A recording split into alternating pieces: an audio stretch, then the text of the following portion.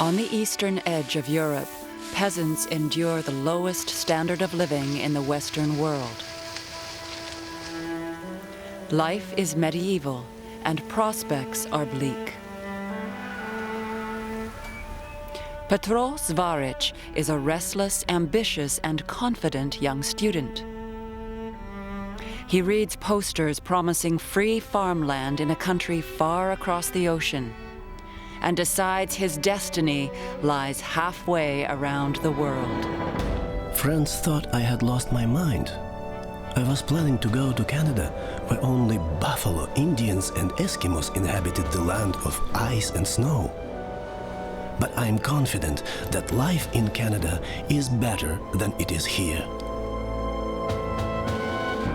As a new century dawns, Petro Zvaric and hundreds of thousands more board ships destined for an unknown land.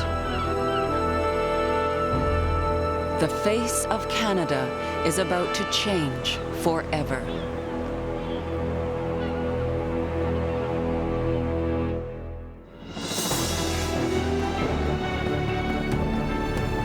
It is a story of dreams and dreamers, of a place where almost anything is possible. A country of bustling factories, great cities, all the marvels of a new age. Fields of gold and a Western empire built on wheat. This is the story of a great migration, drawn by the lure of free land, work, and hope. A new Canada shaped by the clamor of new voices, by a bitter clash of visions between a political master and his one-time protégé. As Canada makes its way in the world, it pays a terrible price for its newfound strength.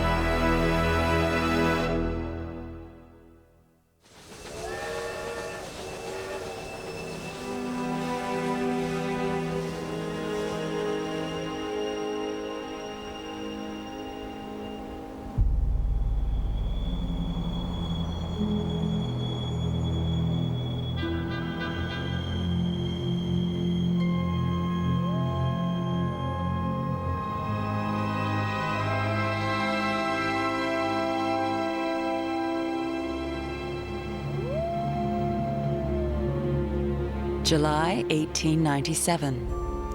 The news from the distant northwest corner of the continent captures the imagination of the world. The Klondike Gold Rush is on.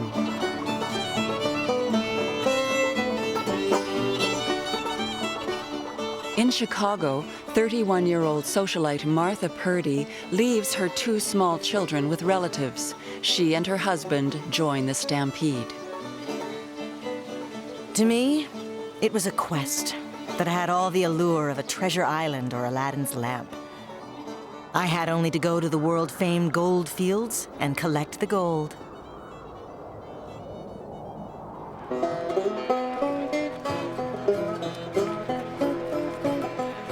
Thousands head to the northern frontier with dreams of changing their destiny. It is one of the largest movements of Americans ever onto Canadian soil.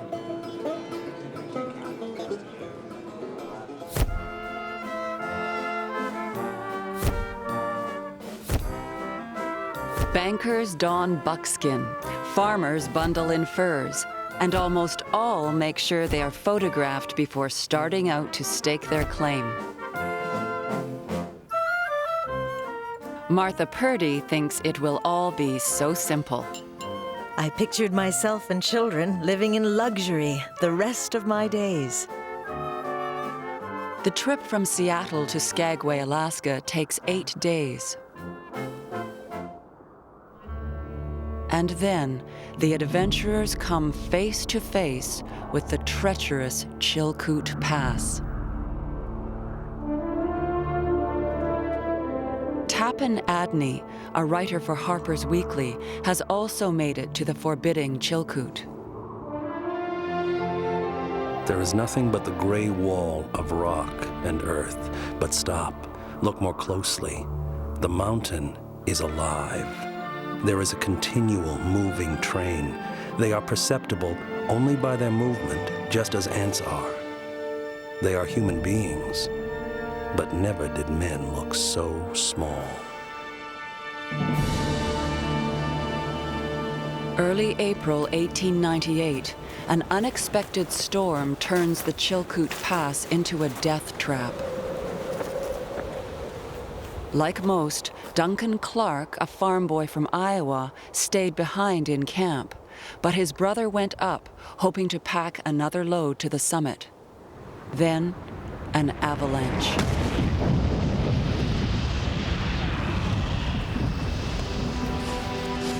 In seconds, 60 people were buried. Duncan Clark joined the rescue.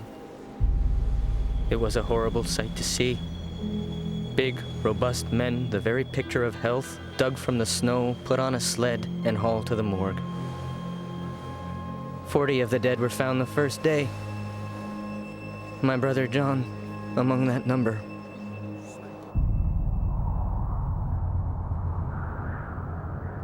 Martha Purdy reaches the base of the Chilkoot alone and suspects she is pregnant. Her husband has abandoned her, but she carries on. As I looked directly before me at the fearful mountain pass, I thought of my New England forebears. Women who had bravely faced the hardships of pioneering. Once again, I knew that my path lay ahead, that there was no turning back now.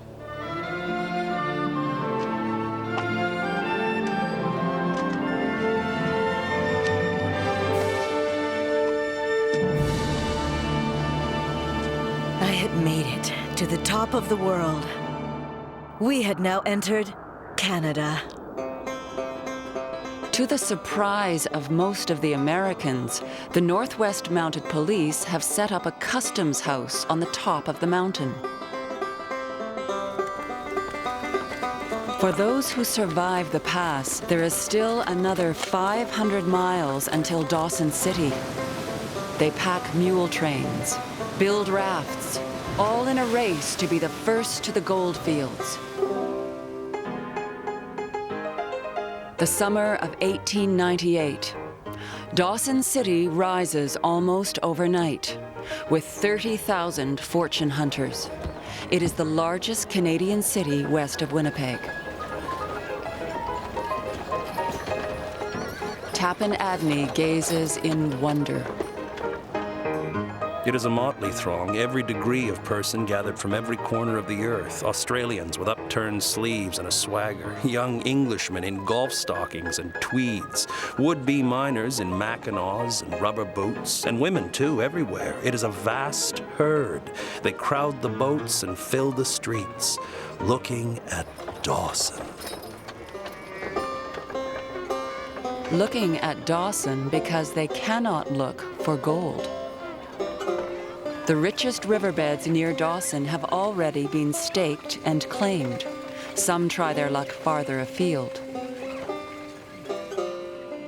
But most return to town, lonely, homesick, and desperate.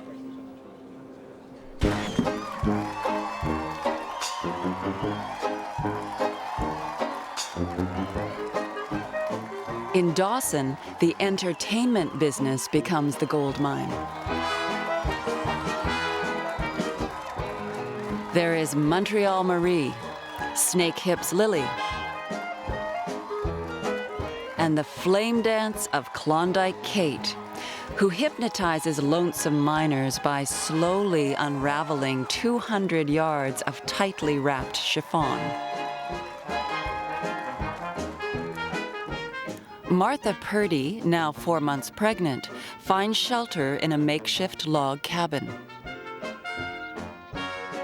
I did have what sporting editors would call a ringside seat. We did not know that we had established ourselves above the red light district. It is said even an angel couldn't keep good in Dawson.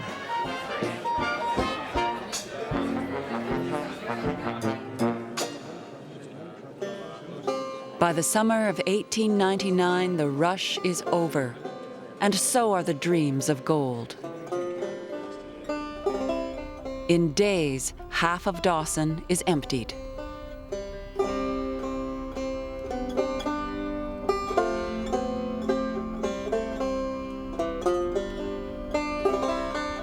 Martha Purdy could have returned to the comforts of Chicago to raise her newborn son, but she stays. I could not shake the lure of the Klondike. My thoughts were continually of that vast, new, rugged country, its stark and splendid mountains, its lordly Yukon River, its midnight sun. She remarries, brings her other children north, and as Martha Black becomes known as the First Lady of the Yukon, the second woman elected to the Canadian Parliament. Parliament, where at the turn of the century, dreams of power overshadowed dreams of gold.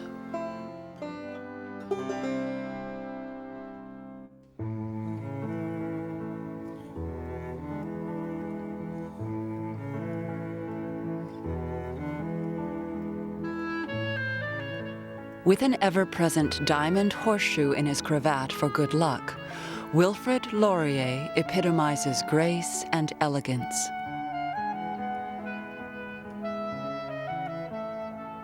He is as welcome in the palaces of London as in the parlors of Ottawa's Sandy Hill. But it was not always so. When I bound myself in friendship to Wilfrid Laurier, I saw very quickly that this young deputy was still, in certain ways, only the little greenhorn. Émilie Laverne takes credit for shaping a French-Canadian country lawyer into one of Canada's most influential public figures. He did not even know the correct way to eat an orange at the table. I made him understand that this lack of etiquette would hamper him among the English elite.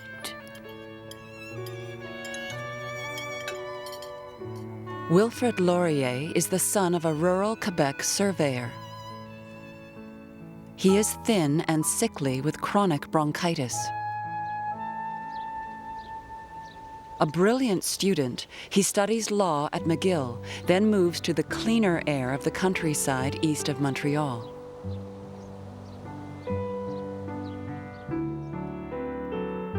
He is elected to Parliament and builds his political career under the watchful eye of Émilie Laverne, his law partner's very sophisticated wife. They meet almost daily, sharing a common passion for English literature. Laurier is also married to a shy piano teacher, Zoe Lafontaine. Wilfrid and Zoe will never have children. But small-town rumors spread that Laurier is the father of Émilie's son Armand, with whom he bears an uncanny resemblance.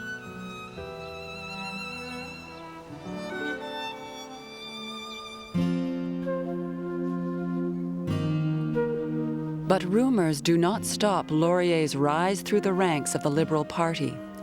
No longer opposed to Confederation, he forges a vision that French and English can work together. The unity between the people is the secret of the future. There is glory in this fraternity of which Canada can never be proud enough.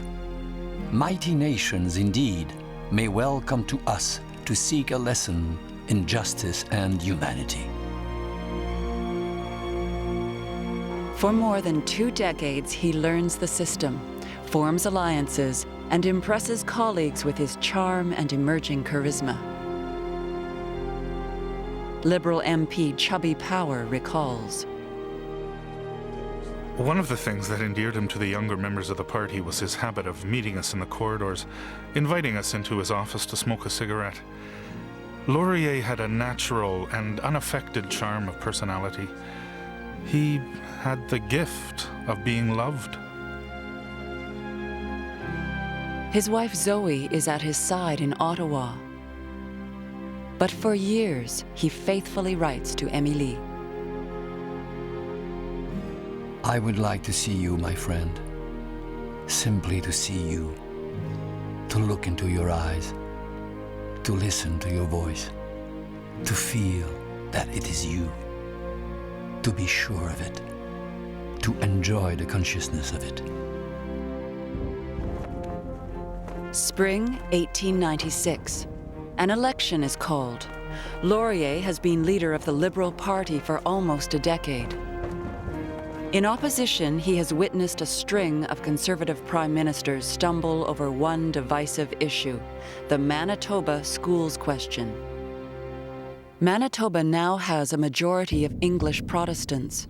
The province has abolished the official use of French and funding for Catholic schools. To French Manitobans, this is a violation of their constitutional rights. Laurier promises he can convince Manitoba's Premier Greenway to compromise. If it were in my power, I would try the sunny way. I would approach this man, Greenway, with the sunny way of patriotism, asking him to be just and to be fair, asking him to be generous to the minority. He gains support across the country, especially in Quebec, and in June 1896, Wilfrid Laurier becomes Canada's first French-Canadian Prime Minister. Within months, he comes to an agreement with Premier Greenway. But French separate schools are not restored, and French loses its status as a language equal to English. Teaching in French will be provided only where numbers warrant in a single public school system. For Laurier, it is compromise enough. The agreement which we have obtained from the government of Manitoba satisfies every sensible man in Canada. But anger erupts in French Canada. Archbishop Adélard Langevin of St. Boniface has led the fight for French rights in the West. To him, the deal is a betrayal. Today is the saddest day of my career as a bishop. It is with a broken heart that I stand before you. I protest with all my strength against the use of that word, agreement. Instead of negotiating with us, the government dealt with those that oppressed us. West of Quebec, the French language never again achieves the status it once had in Manitoba. Within a few years, similar restrictions are imposed in Alberta and Saskatchewan, and later in Ontario. But Laurier's compromise has helped make peace with Manitoba's English majority. Now, after 25 years, Laurier breaks off his relationship with Émilie Laverne. The Prime Minister cannot afford any scandal.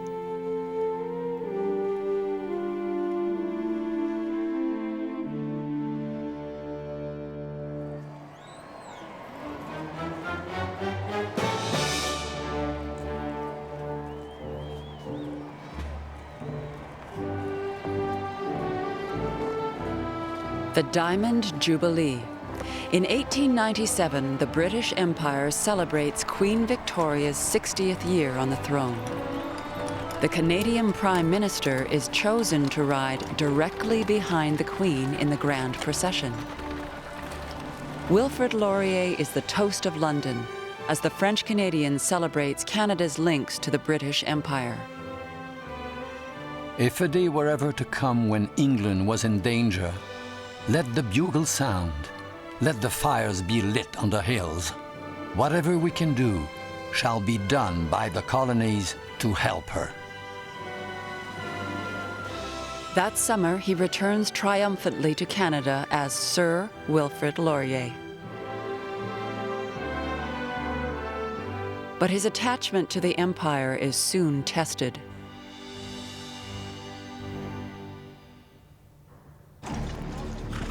(1899), the Boer War in South Africa, a conflict between Dutch settlers and the British Army. English Canadians insist Canada should help the British war effort. Most French Canadians claim it is an aggressive war of British imperialism. Sir Wilfrid Laurier is caught in the middle. I have no hesitation in admitting that I was not enthusiastic for this war. I have no sympathy for that mad, noisy, dull-witted, and short-sighted throng who clamor for war. At first, Laurier resists sending troops, but after intense pressure in English Canada, he devises a compromise. Canada will send volunteers, but Britain will pay for them. A young member of Laurier's caucus stands in opposition. Henri Bourassa is an emerging force in French Canada. I admire England. I admire many pages of her history. But this war will not add an ounce to the greatness of the English nation or to the glory of her flag. In fact, it is the tattered flag of the Patriot that hangs in the chapel of Bourassa's family estate. 60 years before, his grandfather, Louis-Joseph Papineau, led a rebellion against British rule and for French-Canadian rights. Now his grandson takes up the cause. It is not a mission of compromise. Conciliation is never good. It is not even possible between two contrary principles. To wish to obtain the goodwill of our English fellow citizens by sacrificing our incontestable rights is to doom ourselves in advance to scorn and slavery. Laurier admires Bourassa's determination. He even sees him as a protégé, but they cross swords almost immediately. As the first Canadian volunteers set out for South Africa, the most important French-Canadian liberals gather at Laurier's home to voice their opposition to the Boer War. Henri Bourassa confronts the Prime Minister. Monsieur Laurier, do you take into account the opinion of the province of Quebec? My dear Henri, the province of Quebec does not have opinions. It has only sentiments. The circumstances are extremely difficult. It is because they are difficult that I ask you to respect your word. To govern is to have the courage, at a given moment, to risk defeat in order to maintain a principle. Laurier rises from his chair and puts his arm on Bourassa's shoulder. Ah, my dear young friend, you have not a practical mind. Within the week, Henri Bourassa quits the Liberal Party to sit as an independent member of Parliament.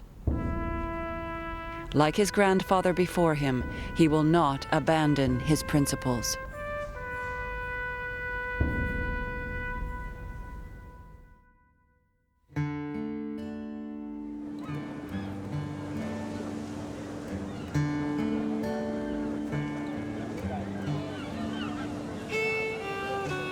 The first month of the new century. 22-year-old Petros Varic says goodbye to his friends in Galicia, later part of Ukraine, and with his family sets out for Canada. Wish us well on our long journey, and do not forget us. Pray for us so that we may arrive safely at the promised land. Grief tightened my chest, tears flowed down my cheeks, and I wept like an old woman. The Canadian West, the land of the Cree, Blackfoot, Ojibwe, is declared open for business and immigration. New arrivals come from Britain and America, but not enough. Wilfrid Laurier's new Minister of Interior, Clifford Sifton, wants settlers who can endure. I think a stalwart peasant in a sheepskin coat, born on the soil whose forefathers have been farmers for 10 generations, with a stout wife and a half-dozen children, is good quality. I am indifferent as to whether or not he is British-born. The posters across Europe are enticing.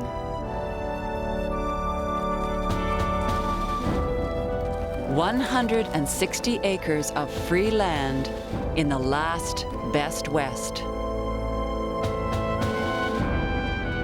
Petros Varic and his family head west towards a place called Edmonton.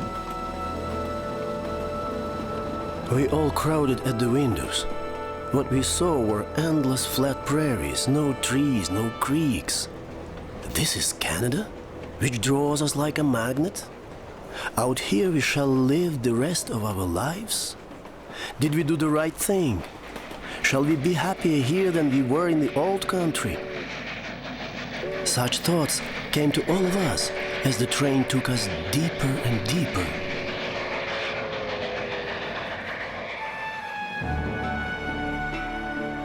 Others come as well, adding new names to the prairie map.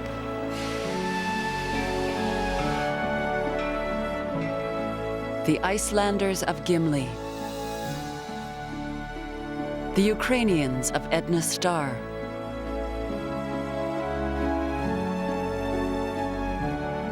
The Doukhobors of Langham. The Germans of Humboldt.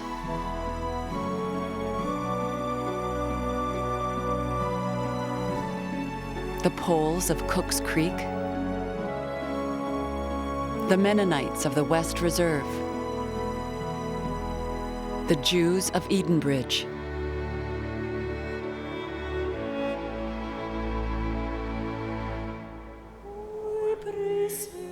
Hardships await every group.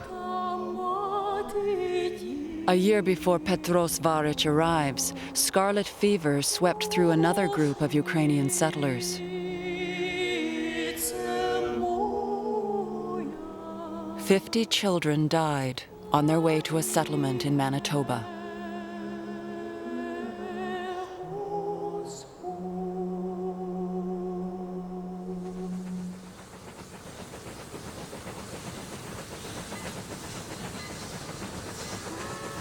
Heading deeper into the unknown is another immigrant, Maria Adamowska.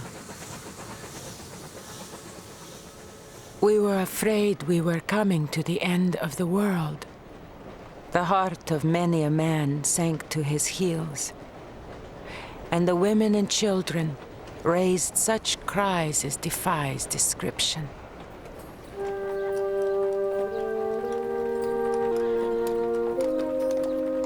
Edmonton is the end of the line. Zvaric and his family continue in the direction of Edna Star, the free land.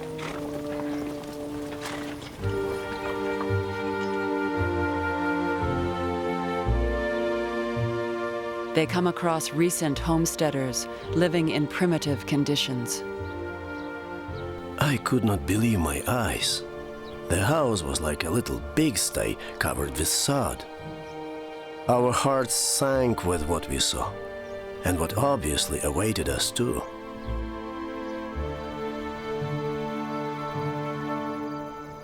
Finally, 6,000 miles from their home, they come face to face with their destiny. Each male member of the Zvaric family is about to select a quarter section, 160 acres of free land.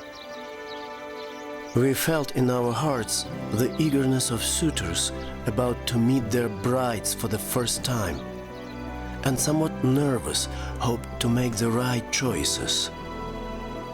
On the horizon, some 4 miles away, I could see a fair-sized forest. And there my eyes and my hopes rested.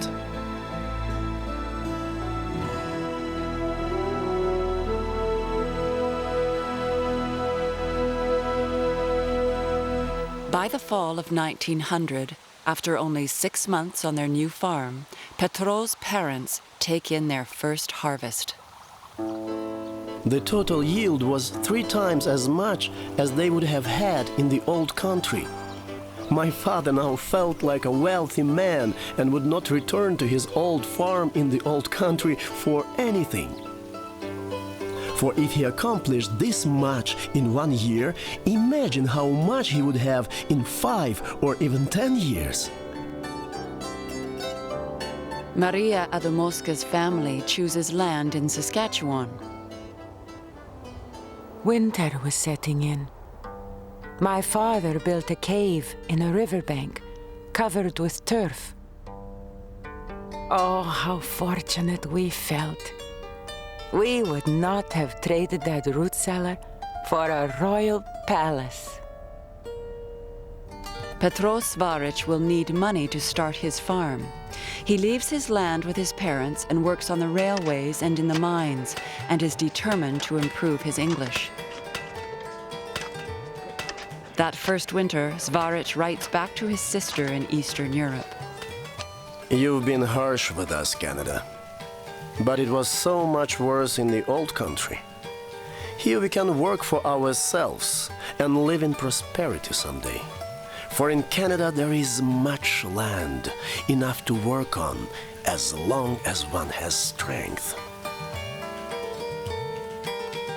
Petro Svaric and thousands like him are about to transform their new country.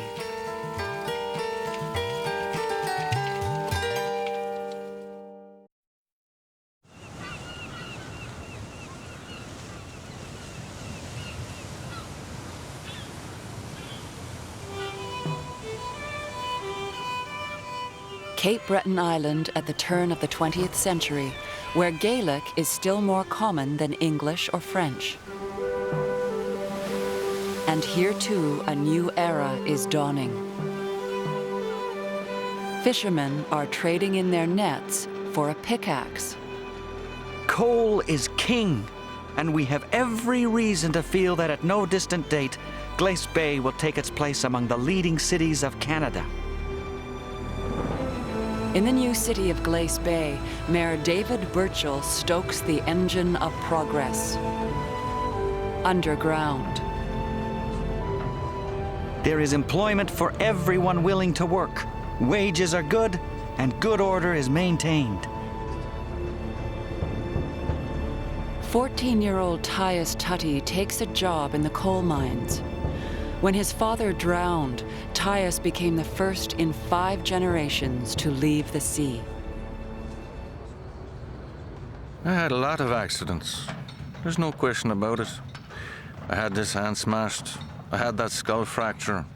I said, look, I gotta make a living and there's no other place to go. I said, I'm not a coward. If I die down there, well, I'll die down there. In Glace Bay, one company, Dominion Coal, not only owns the mines, but controls almost every aspect of a miner's life.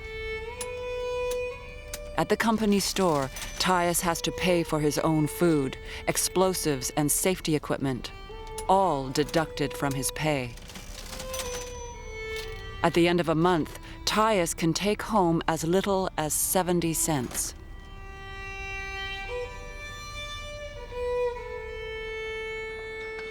Digging in the deeps, Tyus is surrounded by many child miners, some as young as 9.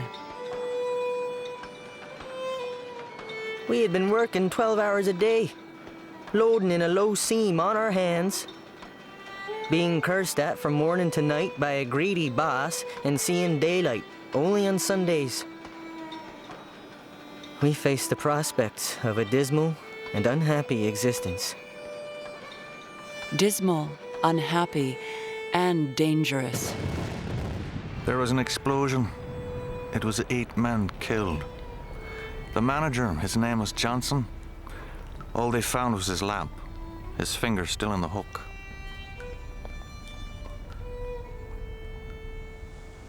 Meanwhile, directly above the miners' heads, a technological revolution is taking place on the shores of Cape Breton Island. From these transmission towers, a struggling Italian inventor, Guglielmo Marconi, is about to change the way the world communicates. He is trying to convince skeptics that he can connect Europe and North America with nothing but radio waves. A reporter from the Sydney Record takes note. Excitement around town is intense, and all kinds of news is going the rounds concerning events the future will unfold.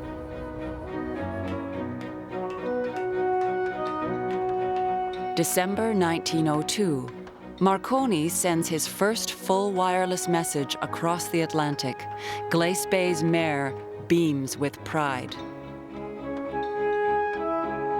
While the eyes of the foremost men in science and industry are today turned upon the brilliant inventor, a small measure of attention is directed to the spot we love as our home, obscure and out of the world though it may appear. Nearby at Bedeque, on his magnificent Cape Breton estate, inventor Alexander Graham Bell is experimenting again. 25 years before, Bell had patented the telephone. Now he is trying to launch people into the sky. The Wright brothers had beaten Bell off the ground, but the great inventor wants to go farther, faster, and higher. On a February afternoon in 1909, Bell's silver dart is wheeled out onto the frozen lake outside his estate. A reporter looks on. Before some people realized what was taking place, the buzz of the engine could be heard, and the machine was seen advancing rapidly. She had gone about 90 feet along the ice when she rose gracefully into the air. Everyone seemed dumbfounded. Radio waves and people in flight above ground, while below, Tyus Tutty continues the back-breaking work. For Tyus and the thousands who would go below in the coming years, the new age of invention and industry would mean a new era of strikes and struggle.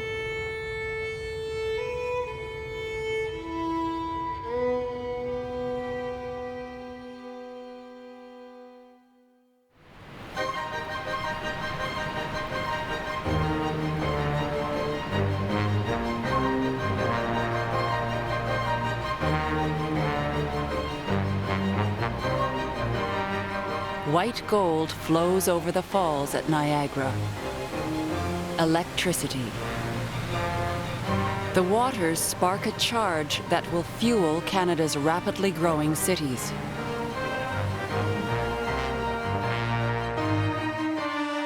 Adam Beck, a cigar box maker from London, Ontario, sees the potential.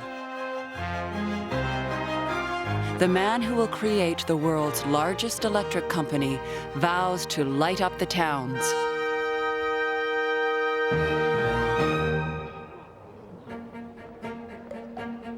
The poorest working man will have electric light in his home. Nothing is too big for us. Nothing is too expensive to imagine.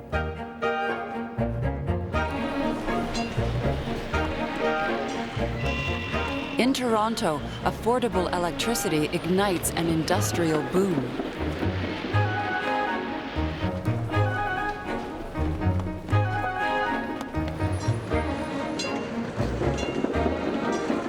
Family-run shops evolve into giant department stores. Small plants become huge factories.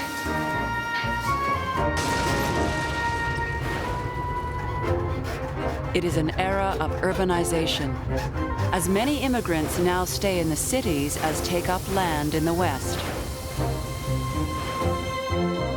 Montreal triples in size in 20 years, and by 1912 is the first Canadian city to reach 500,000 people.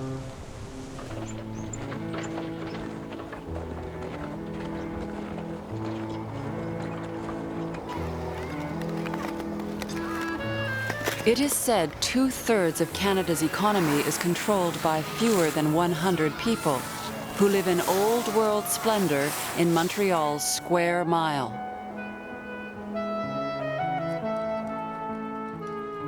The merchant princes of Canada live on a hill looking down on the city. The Van Horns,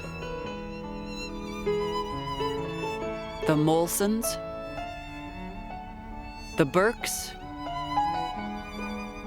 and the Allens, with a domestic staff of 19 to care for 6 members of the family.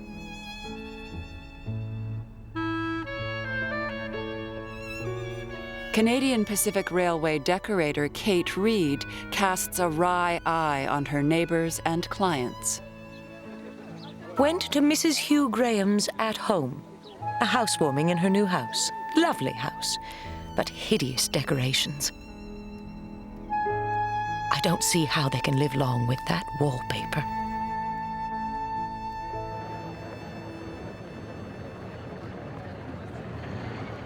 But for most Montrealers, the square mile may well be a world away. The Italians of Mile End. The Irish of Griffintown. The Blacks of Saint-Antoine. The Jews of the Main.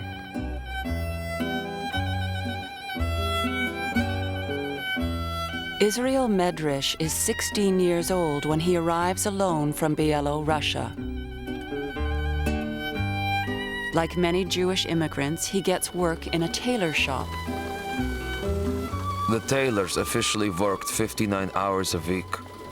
Unofficially, during the busy season, they worked from dawn until dusk. The workers were embittered by poverty and misfortune. There was perpetual class struggle between the workers and their employers. In the Yiddish language newspaper, Medrash writes about the emerging voices of the workers and their new revolutionary ideas. The immigrants were confident that the socialists could organize the impoverished tailors and cloakmakers into unions to fight for better working conditions in the factories and sweatshops. The tailors call a strike. The strike lasted 9 weeks and ended in victory for the workers. The 59-hour work week was abolished. From then on, they never worked more than 49 hours a week. Montreal is swelling with workers, and not all are immigrants. Many are French-Canadian farmers looking for work. The city is now 60% French. In 1900, the average pay is 13 cents an hour. A pound of butter costs 20 cents. In the working neighborhoods, 1 child in 4 will die before the age of 1. An adult is not expected to live beyond 50.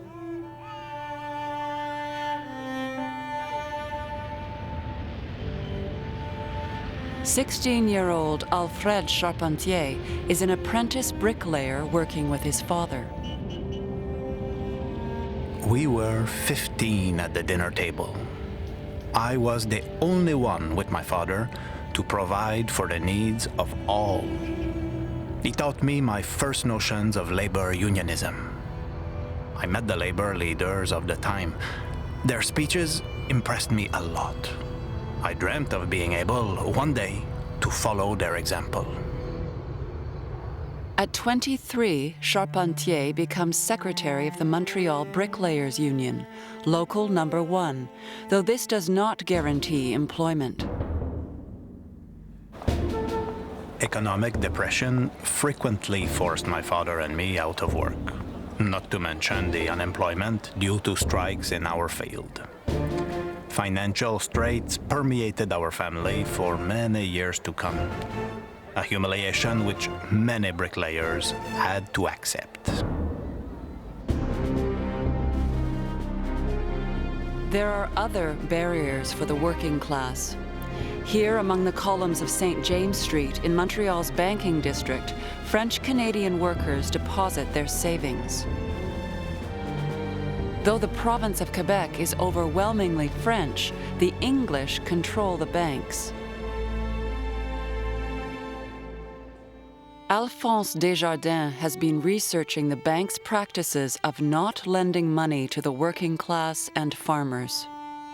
This is an extremely perilous situation, since the English will use the influence given to them by the savings of our compatriots to strangle them whenever needed. From his home in Lévis, overlooking Quebec City, Desjardins opens the first Caisse Populaire, a credit union he hopes will ensure French Canadians have access to loans and advice. It is truly the People's Bank, where the honest, hard-working, thrifty worker and farmer can hold their heads high with no fear of being turned down. Desjardins' Caisse Populaire spread quickly across Quebec and into Montreal.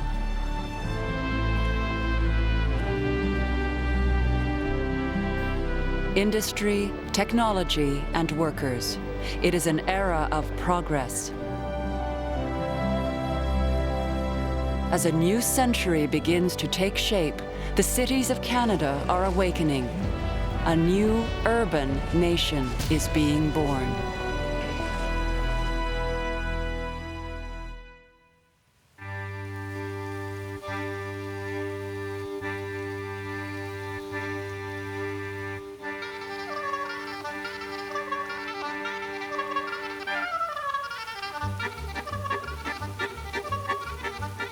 Growing along with the prairie wheat are new towns like Dauphin, Prince Albert, Vulcan. Just as Prime Minister Sir Wilfrid Laurier had hoped. They came last year 100,000 strong, and still they come in greater numbers. Already they are at work, sowing, harvesting, and reaping.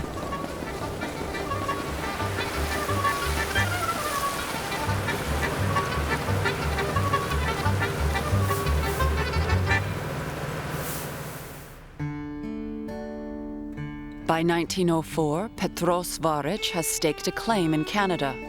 After 4 years of working in the West, he saves enough to settle on his land. He marries and begins a family.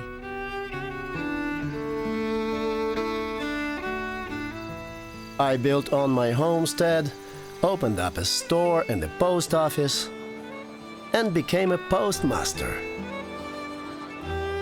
I built a big barn for the livestock and dug a deep well. During the fall and winter, I threshed. The harvests are plentiful. The rail service is not. Western farmers organize farm co-ops and become a political force.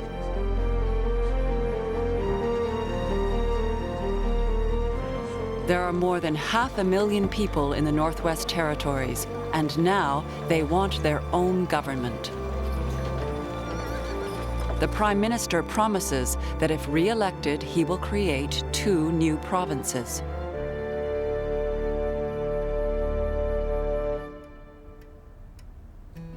Laurier, never a healthy man, needs to rest daily.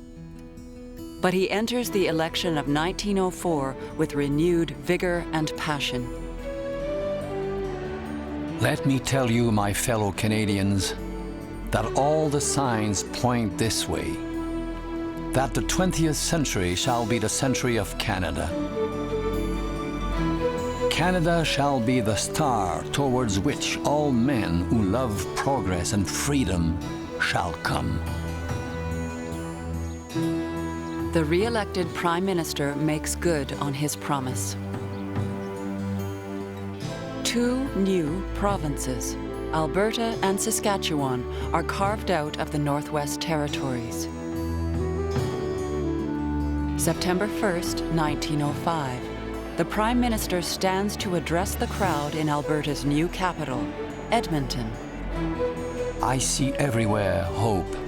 I see everywhere calm resolution, courage, enthusiasm to face all difficulties, to settle all problems. We do not want that any individual should forget the land of their origin or their ancestors. Let them look to the past, but let them also look to the future. Let them look to the land of their ancestors, but let them also look to the land of their children. This is Laurier's Canada, a nation of immigrants and wheat, of industry and railways.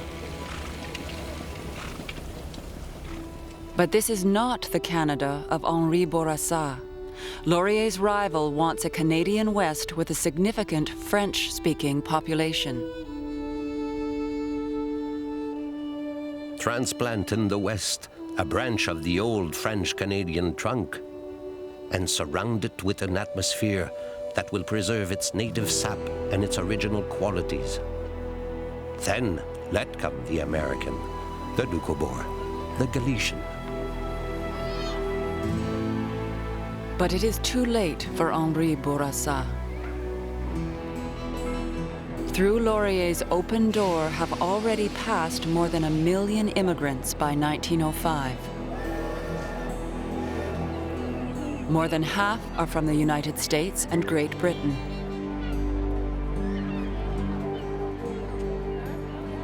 Most of the others are from Europe, and they are still coming. Almost none speak French. Henri Bourassa's vision of Canada is shaken.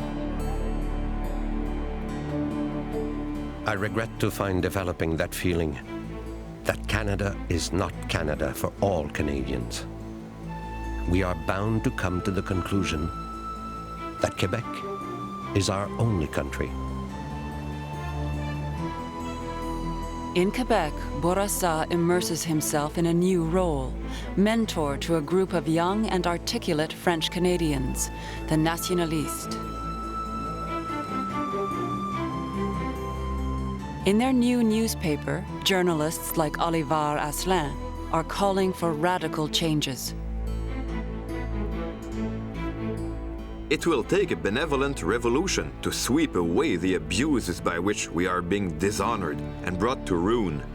The first duty of the French race is to give herself a government thinking for her, acting for her. Laurier can no longer dismiss the attacks from Bourassa and his new group. Our friend Bourassa has begun in Quebec a campaign which may well cause us some trouble. Laurier has led the country into the 20th century. The Prime Minister will now need more than his charm and good luck to keep his vision alive.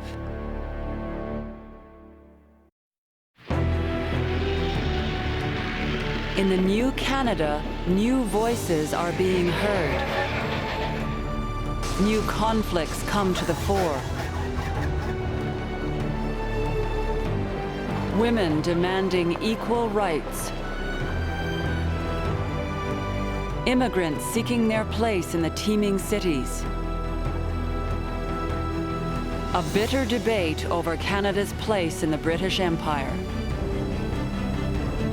And the path that leads to a horrifying war.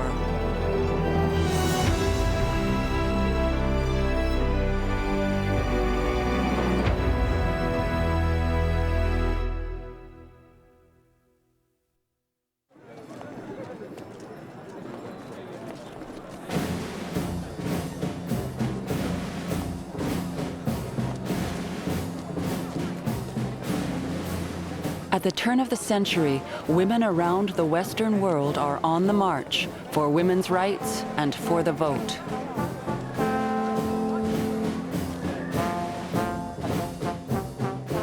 In In Canada, a young schoolteacher will rise from the prairies of Manitoba to ignite the movement for the women's vote. Her name is Nellie Mooney.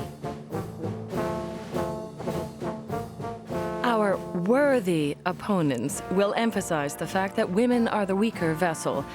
Well, I should think that a woman who cooks for men, washes and bakes and scrubs and sews for her family could stand the extra strain of marking a ballot every 4 years. Most men show little sympathy. Manitoba Premier Sir Rodmond Roblin is typical. The majority of women are emotional, and if given the franchise, would be a menace rather than an aid. By getting the vote, women's groups hope to enact prohibition laws banning the sale of alcohol. We had all the arguments. No one could deny that women and children were the sufferers from the liquor traffic. Any fun that came from drinking belonged to men exclusively. And the men themselves would be the first to admit that. Nellie Mooney knew at an early age she was not destined for a traditional future. At 16, the young schoolteacher met the woman who would transform her life. Annie McClung, the wife of the new Methodist minister, was circulating a petition asking that women be allowed to vote. Nellie was attracted to both the movement and to the woman who would become her mentor. I wanted to be like her, with her quiet dignity and her well-cut clothes. In fact, I said, she is the only woman I have ever seen whom I should like to have for a mother-in-law. Having decided on a mother-in-law, Nellie set off to the local drugstore in search of Annie's eldest son, Wes, a young pharmacist whom she was determined to marry. I made no pretense of being the Victorian maiden who sits on the shore waiting for a kindly tide to wash something up at her feet. Not at all. Having seen something that looked like a treasure, I plunged boldly in and swam for it. Within the year, Nellie McClung was married and a mother.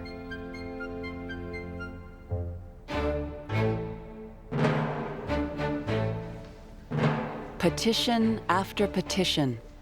The Women's Christian Temperance Union collects signatures to ban the bottle and get women the vote. McClung joins the cause and discovers she has the power to inspire.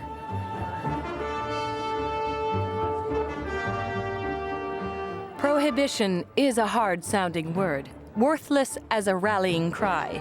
It could never fire the heather, and yet the heather must be fired. We, the temperance women, would have to make our cause attractive. We must fight fire with fire. I saw faces brighten, eyes glisten, and felt the atmosphere crackle with new power. I saw what could be done with words, for I had the vision of a new world when I talked.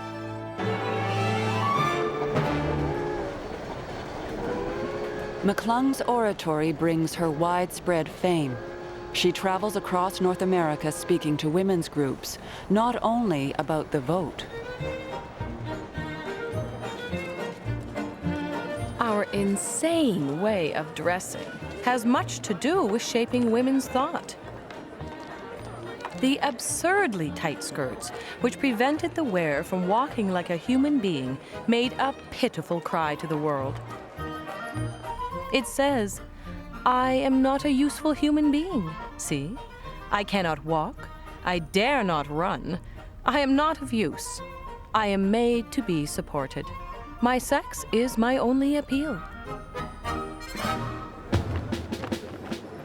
By 1914, women in Australia, New Zealand, and parts of the United States can vote.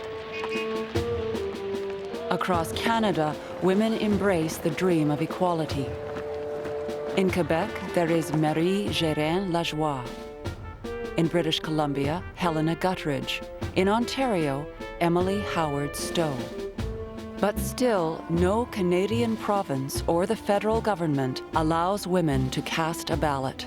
In Manitoba, Premier Sir Rodmond Roblin continues to argue against granting the vote to women. Placing women on political equality with men would cause domestic strife. I believe women's suffrage would break up the home. January 28, 1914, Walker Theatre, Winnipeg. A sold-out audience. On stage is Nellie McClung and a small group of women.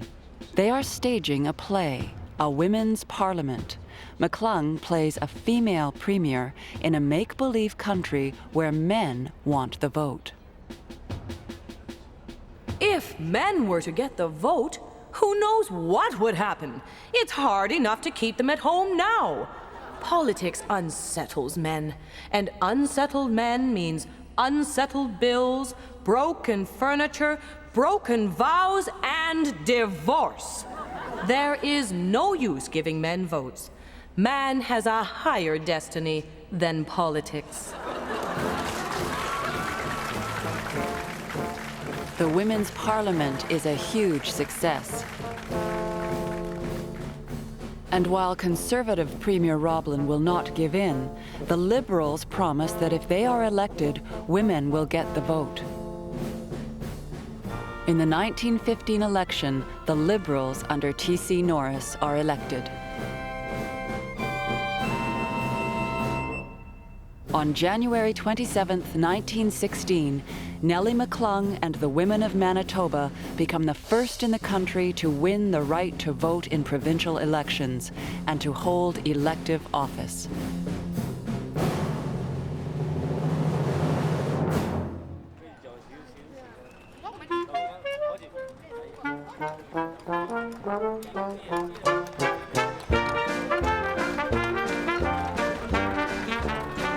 Winnipeg, the largest city in the West. Chicago of the North.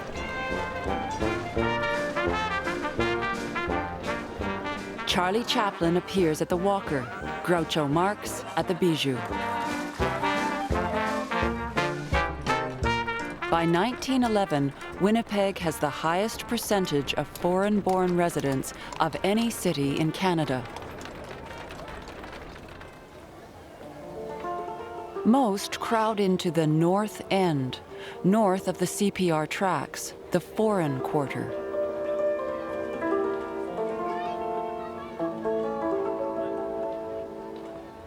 Conservative Member of Parliament Dr. Thomas Sproul, leader of the Protestant Orange Order, voices a common concern. Canada is today the dumping ground for the refuse of every country in the world. Henri Bourassa, leader of the French-Canadian Nationaliste, once welcomed the immigrants, but not anymore. It was never in the minds of the founders of this nation that one day Canada would become a land of refuge for the scum of all nations, to such an extent that our two founding races would be drowning amidst a flood of intruders. But there are new sounds coming from the pulpit. James Shaver Woodsworth is a Methodist minister, the son of prairie missionaries. He feels it is his duty to improve the conditions of these new immigrants. Ignorance of the language, low standards of living, incompetency, drunkenness, and other evils are producing conditions as bad as are to be found in the slums of the great cities. Woodsworth preaches the Protestant Church's new social gospel, which strives for the kingdom of God on earth.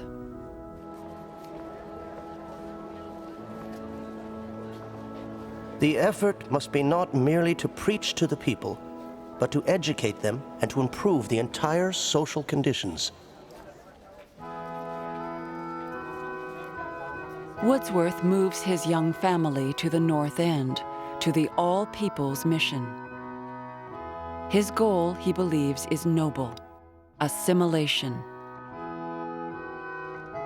Our problem is to Canadianize and Christianize these people.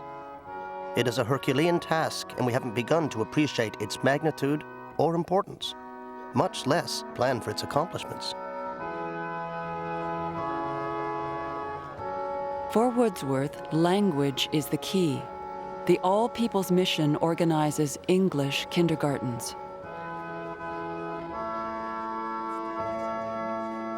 He raises funds for a permanent school and starts evening classes for working adults to learn English. If Canada is to become in any real sense a nation, if our people are to become one people, we must have one language. Hence the necessity of national schools where the teaching of English, our national language, is compulsory.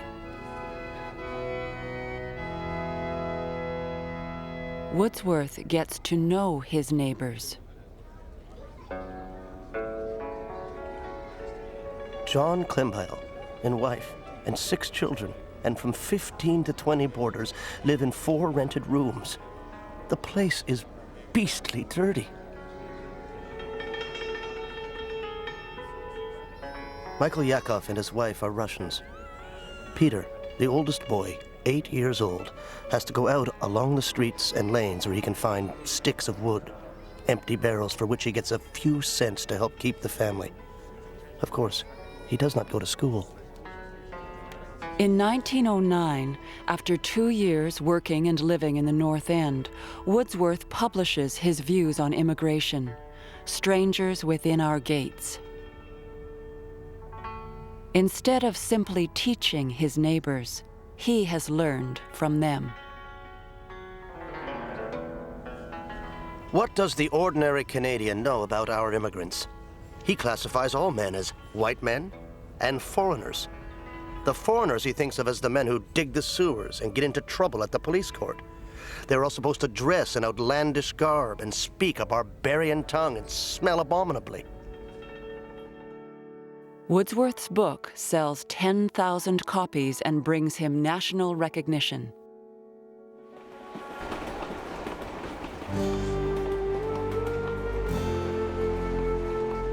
He calls for people to stop using the word foreigner, to welcome these new Canadians.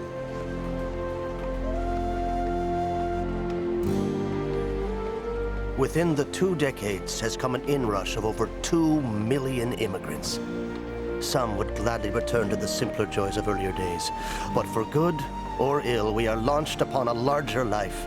Its perils may be great, but its possibilities are boundless.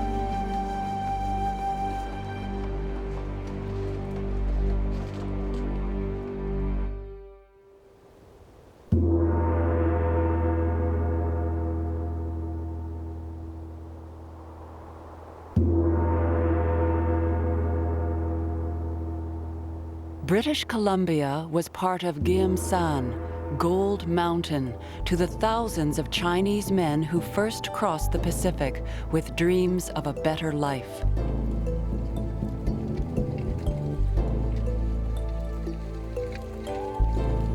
Leaving my parents, wife and children, I have come to Gyeomsan because I am poor.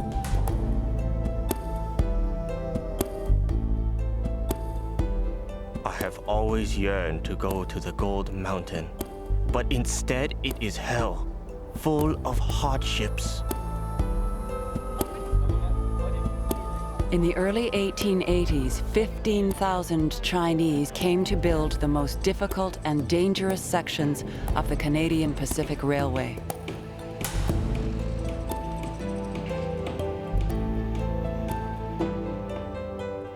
One Chinese worker died for every mile of track laid between Vancouver and the Rockies.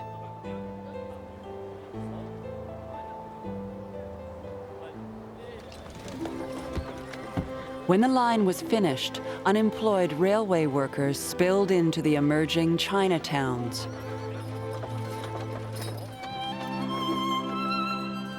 The Chinese here congregate in one part of the city for companionship. Besides, the Chinese know that the white people have had no friendly feeling towards them.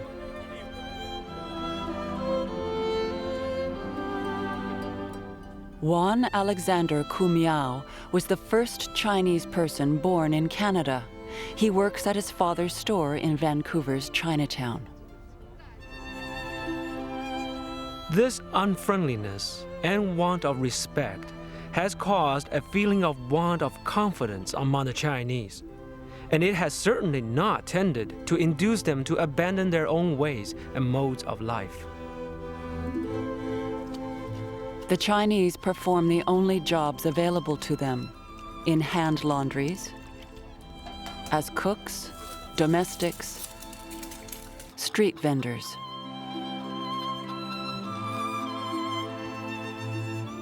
Outside Chinatown, many are suspicious of this unknown, seemingly mysterious society. Typical is the view of W. Leslie Clay, a Presbyterian minister in Victoria.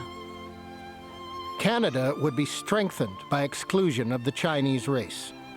It has a tendency to deter white immigration. They depress wages, lower the standard of living. They ignore our religious services. I think they are injurious in present numbers.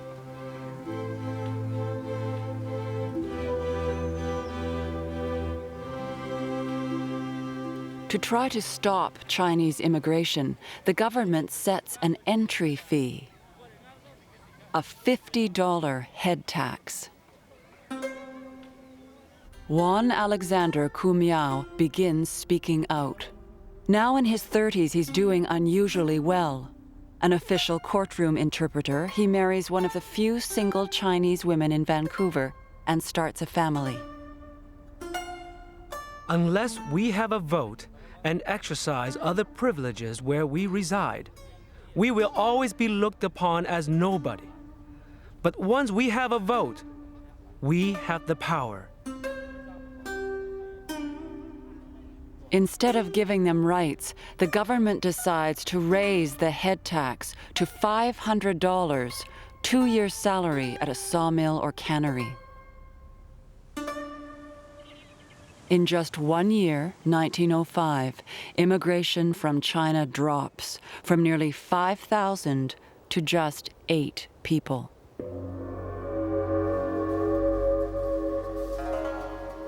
Businesses, too, find ways to cut Chinese workers. A new fish canning machine replaces a crew of 30, the iron chink.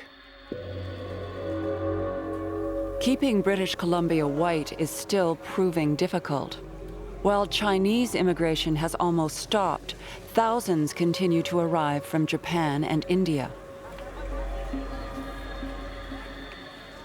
A Vancouver newspaper informs readers about the latest immigrants. 1,177 of the little brown men were on the steamer.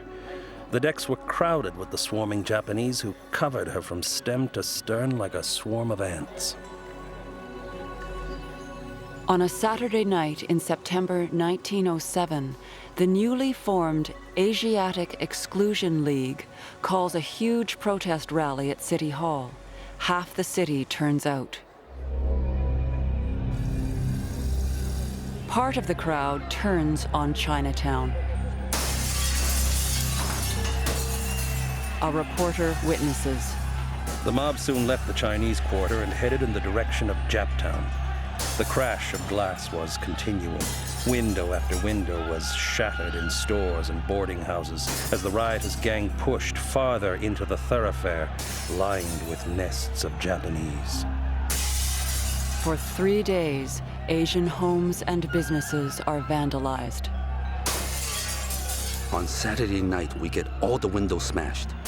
And Sunday, we have a few windows broken again. And on Monday night, we were informed there was a party going to set fire to Chinatown.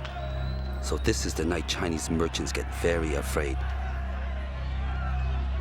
There are no deaths, but bitter feelings simmer for decades. In the mid-1920s, Chinese immigration is banned outright. The exclusion of Chinese people becomes federal law on July 1st, 1923, Dominion Day. The Chinese would call it Humiliation Day. Another 25 years will pass before Asians are permitted to become Canadians. In 1949, an elderly man becomes the first Chinese person in Canada to cast a ballot. 88-year-old Juan Alexander Kumiao.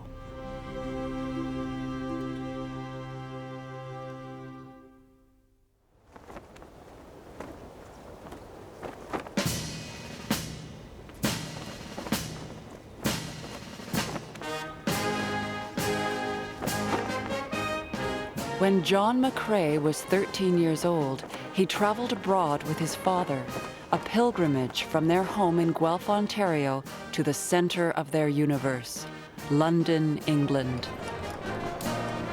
The venerable Westminster Abbey had a profound impact.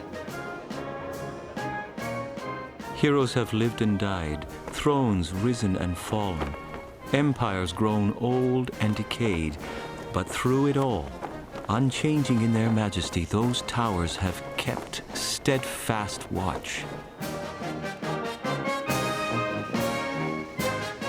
John returned to Canada and became an award-winning cadet.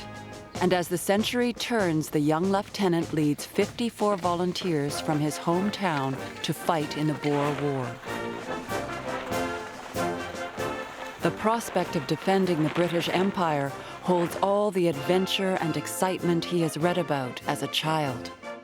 A strange thing it is that Britain can call up from the farthest fields of the empire men who have nothing in common but the brotherhood of the Union Jack.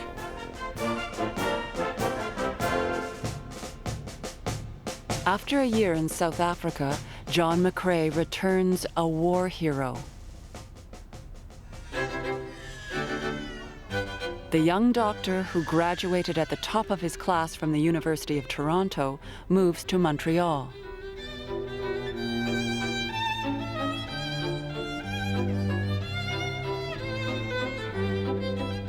Dr. John McCrae waltzes in the ballrooms of the city's finest mansions and becomes a most eligible bachelor.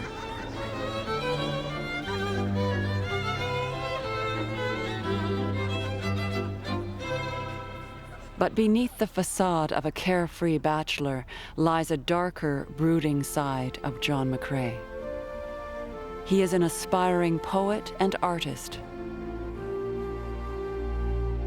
And in his simple drawings and early poetry reveals he has never recovered from the death of his first love, Alice. In the cold, moist earth we laid her, when the forest casts a leaf, and we wept that one so lovely should have a life so brief. Her death haunts him for the rest of his life. He will never marry. In 1906, the first dreadnought plows through the English Channel. Others follow. And Germany responds with its own massive fleet. There is an arms race in Europe. Britain builds, Germany builds. The atmospheric change is felt in Canada. Many English Canadians are caught up in the swelling emotion of patriotism. Canada, they say, now has a role to play in international politics at Britain's side. Dr. John McCrae might need his uniform again. He writes a poem not of patriotism, but of dread. Singing or sad, intent they go. They do not see the shadows grow. There yet is time, they lightly say, before our work aside we lay. Their task is but half done, and lo, cometh the night. The night cometh. Europe is sliding closer to war, and Canada is being pulled along at her side.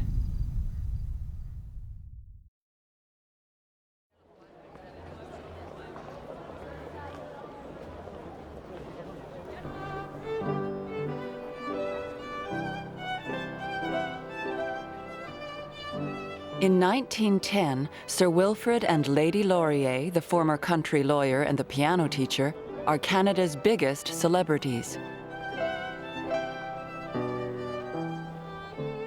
Laurier's image adorns everything from cigar boxes to fine china. But after 13 years in office, he suspects his luck may be running out. This year more than ever, I will need the comfort of my friends. As I advance in years, difficulties appear to resurface constantly under my feet. Until now, I have been fortunate enough to overcome them all. But it is the law of life, and one cannot always succeed. The demands of the Empire, Britain's cry for more warships is heard across the Atlantic. English Canadians insist Britain be given gifts of warships and money. The French-Canadian nationalists insist nothing be given. It is a decision that rests heavily on Laurier's aging shoulders. I ask you to consider this. We are British subjects, but we are an autonomous nation. We are divided into provinces, we are divided into races, and out of these confused elements, the man at the head of affairs has to sail the ship onwards. January 1910.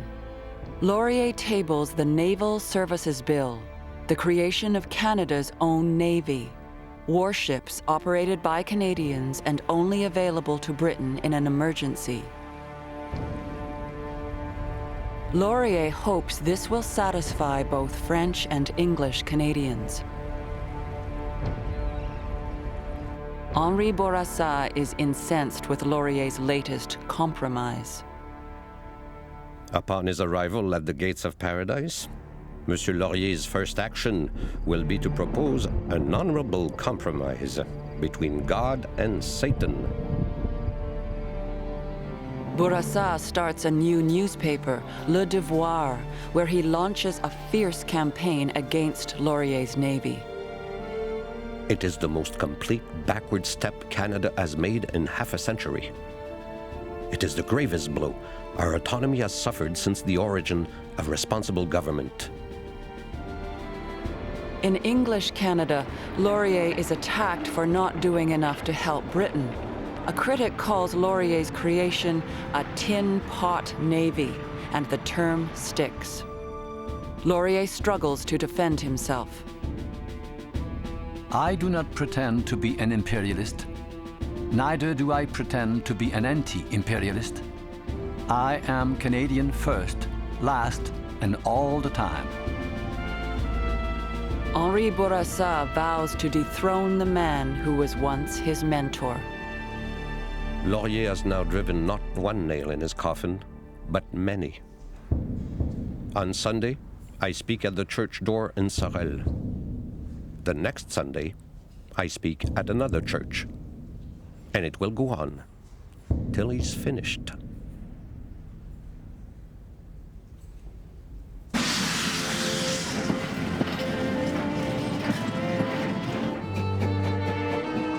For Laurier, the summer of 1910 comes as welcome relief.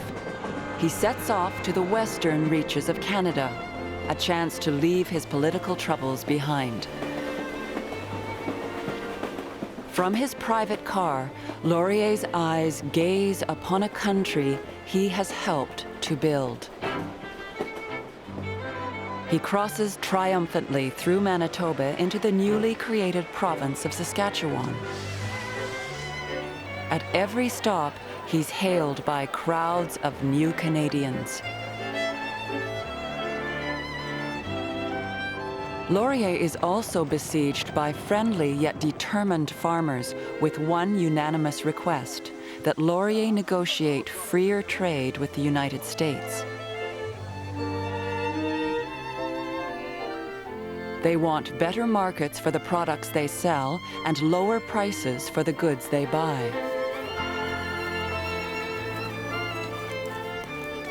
Continuing west, Laurier stops in Vegreville, Alberta, a town which had not existed 4 years earlier.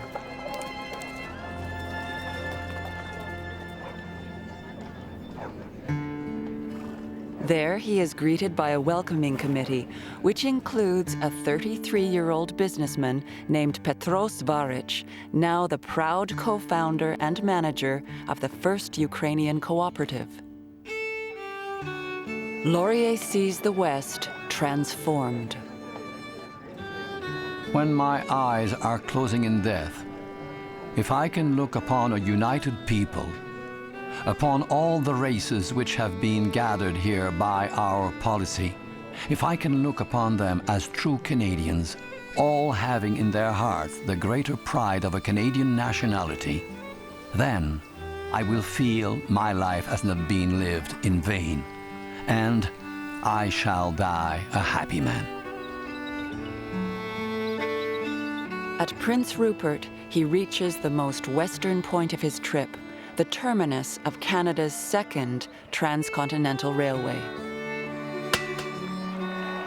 The immensity of this country is the subject of perpetual amazement, however one is prepared for it. We now have traveled across the whole continent. Everybody agrees that this trip abounded with happy results, and I am starting to believe it myself. Laurier returns to Ottawa in September, rejuvenated by his Western tour. I left home a Canadian to the core. I returned 10 times more a Canadian.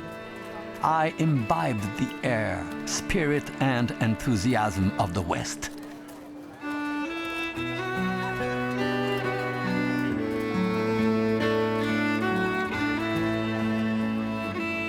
But his enthusiasm is short-lived.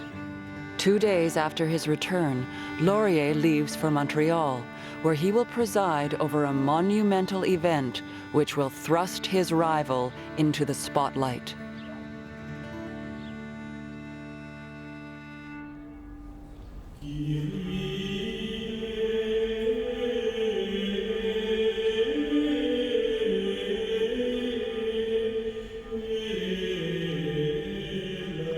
September 1910, Notre Dame Church in Montreal, the spiritual center of the French in North America, and the setting for the 21st Eucharistic Congress, the most important Roman Catholic gathering outside the Vatican. The theme, the future of the Church in North America. Prime Minister Laurier opens the Congress. Inside the church, the pews are filled with priests and pilgrims from around the world. The Archbishop of Westminster, Monsignor Francis Bourne, the most powerful English Catholic in the world, rises to speak. His words will shake the Catholic Church in French Canada. Henri Bourassa listens from a prominent position. Though fluent in French, the Archbishop chooses to speak entirely in English. God has allowed the English tongue to be spread over the civilized world, and it has acquired an influence which is ever growing. It is his view that English be the dominant language of the Catholic Church in North America. Until the English language, English habits of thought, English literature, in a word, the entire English mentality is brought into the service of the Catholic Church, the saving work of the Church is impeded and hampered. Many French Canadians in the church see Bourassa as the only one who can rise to the challenge. He abandons his prepared notes and confronts the bishop. I do not wish to say that the Catholic Church ought to be French in Canada. No, but say with me that among 3 million Catholics, descendants of the first apostles of Christianity in America, the best safeguard of the faith is the conservation of the French language. The French Canadians in the church begin to cheer. From this province of Quebec, from this minute French colony, whose language it is said is doomed to disappear, have come 3/4 of the clergy of North America. Now 2 English bishops walk out. Let one beware. Let one be carefully aware of extinguishing this fire with its intense light which has illuminated the whole continent for 3 centuries. But it is said, you are only a handful. You are fatally destined to disappear. Why persevere in the struggle?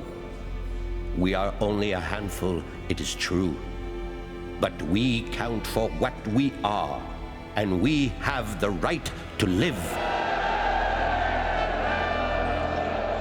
In French Canada, this one event transforms Henri Bourassa from protector to apostle. Now he is poised to take on the Prime Minister one last time.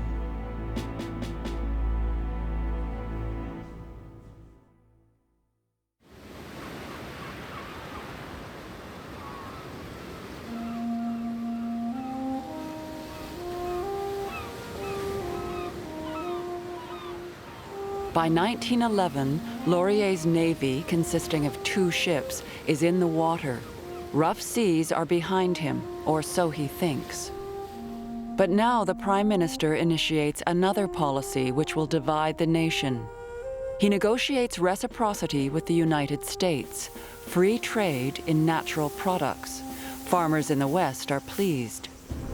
But the prospect of free trade raises old fears. Reciprocity will transform Canada into a commercial annex of the United States. The issue of free trade thrusts Robert Borden into the spotlight. A Nova Scotia lawyer and the Conservative Party leader, he voices his opposition. Should we, at the time of our greatest successes and realizations, lose hope and abandon the battle for our national existence? Laurier can perhaps deal with Borden and other critics in Canada, but he is not able to contain his new partners to the south. Champ Clark, the Speaker of the U.S. House of Representatives, unveils his reason for supporting free trade. I am for it, because I hope to see the day when the American flag will float over every square foot of the British North American possessions, clear to the North Pole. Now, even the Prime Minister's friends are turning against him. Clifford Sifton, once Laurier's closest ally in the West, has moved to Ontario and organizes a campaign against Laurier. Sifton rallies business leaders who are afraid free trade will cut off their markets in Western Canada and Great Britain. It would weaken the ties that bind Canada to the Empire and make it more difficult to avert political union with the United States.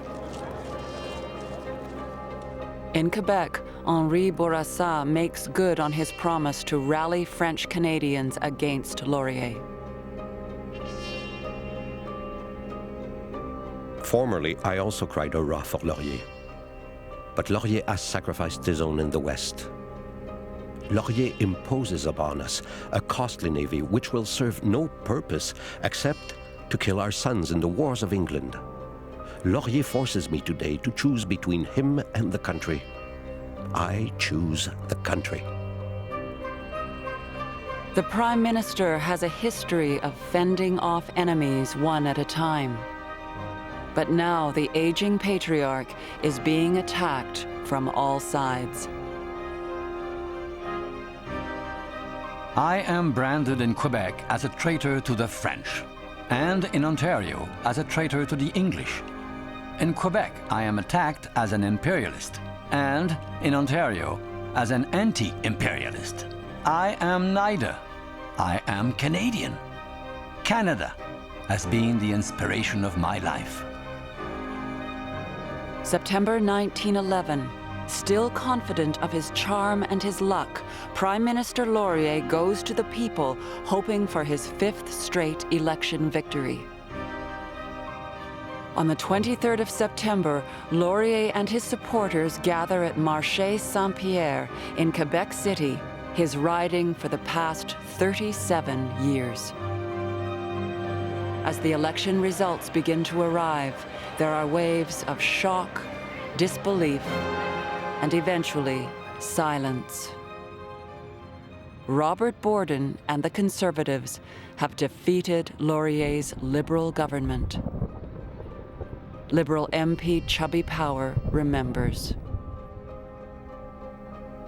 All through that evening, I was impressed by his dignity and sportsmanship, and the memory remains with me till this day. With Laurier, the predominant element, the cement that held his people together, was the affection he inspired to an extraordinary degree.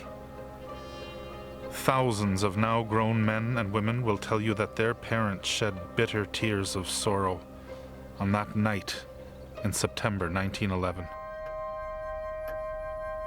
Laurier returns to his Ottawa home alone. His luck has finally run out.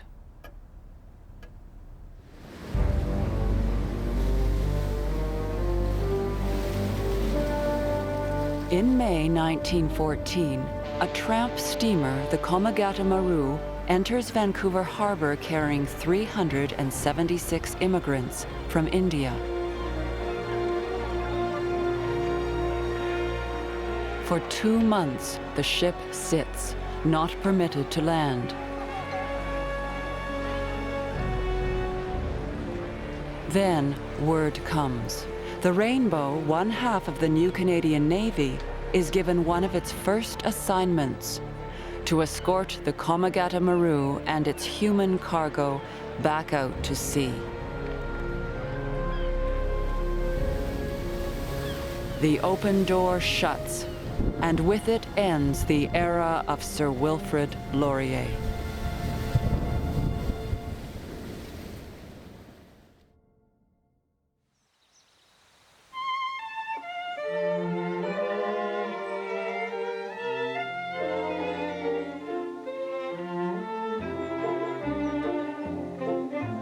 Late July 1914. Prime Minister Sir Robert Borden is on holiday in the Muskoka Lakes area of Ontario when an urgent telegram calls him back to Ottawa. War is breaking out in Europe. Germany and the Austro-Hungarian Empire against Britain, France, and Russia. Canada is also going to war. There is no choice. If Britain is at war, its dominions, including Canada, are automatically included. Prime Minister Borden rises to the occasion. We stand shoulder to shoulder with Britain in this quarrel. Not for love of battle, not for lust of conquest, not for greed of possessions, but for the cause of honor. Across the country, the response is immediate. A rush to volunteer, mostly by British-born Canadians.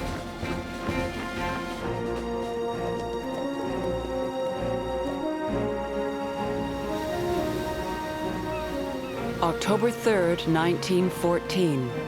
31,000 Canadians set sail to the battlefields of Europe.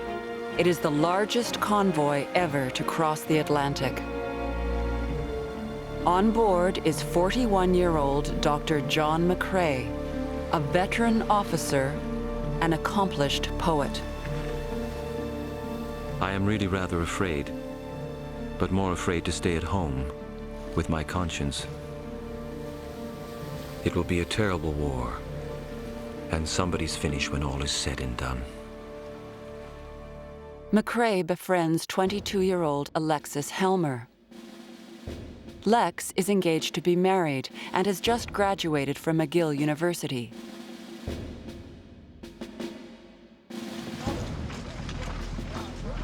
By the spring of 1915, the German army has swept through neutral Belgium. In April, the Canadian 1st Division, including McCrae and Helmer, takes up position at the front alongside French troops near Ypres, the last Belgian city not captured by the Germans.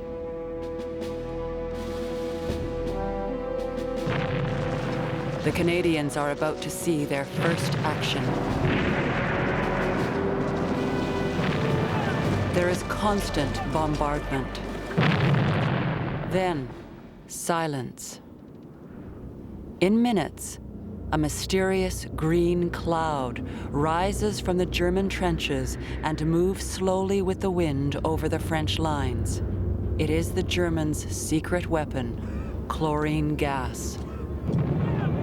The French soldiers retreat, choking and dying. Suddenly, old-fashioned warfare has turned modern. Outgunned and outnumbered, Canadians are sent into the sights of the German army. Alexis Helmer mans a gun battery. John McCrae treats the wounded. 17 days of Hades. Gunfire never ceased. Casualties of half the men in the firing line.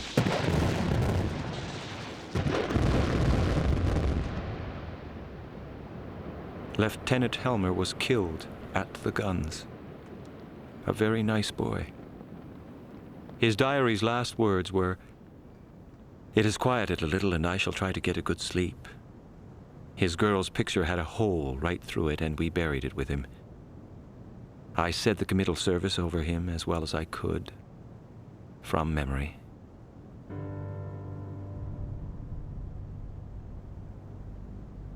The next day, John McCrae looks at Helmer's grave and writes a few lines of verse.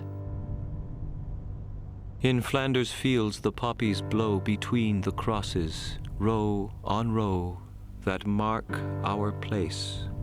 And in the sky the larks, still bravely singing, fly, scarce heard amid the guns below. We are the dead. Short days ago we lived, felt dawn, saw sunset glow, loved and were loved, and now we lie in Flanders fields. Take up our quarrel with the foe. To you from failing hands we throw the torch. Be yours to hold it high. If ye break faith with us who die, we shall not sleep, though poppies grow in Flanders fields. John McCrae will be one of 60,000 Canadians who never return home.